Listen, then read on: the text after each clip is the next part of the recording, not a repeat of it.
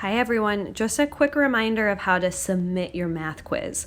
A lot of you, yesterday, it looks like we only had 8 students who submitted their math quiz, and I bet that's because a lot of you did the questions, but you didn't actually fully submit it, which means we can't see anything you did. So let's first make sure we're going to our math course. So I pulled up those 3 lines in the corner, I went to courses, and I go to math. Okay, now let's go into Tuesday. That was yesterday's math quiz. Now, if I go to the quiz, practice composing and decomposing fractions, I'm going to preview it. Okay. All right, so I'm just going to randomly click answers here.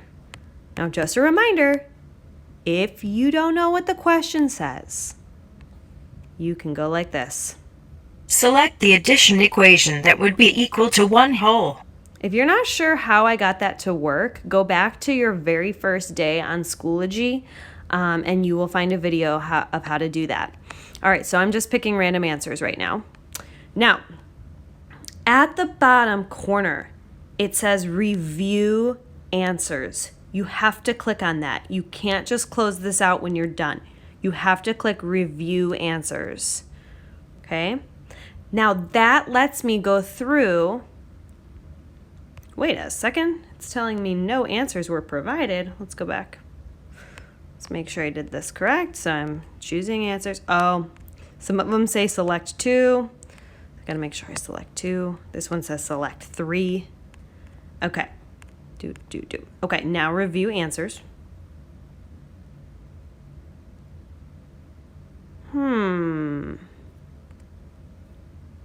No answer provided. Oh, I know why. Because I'm in preview mode.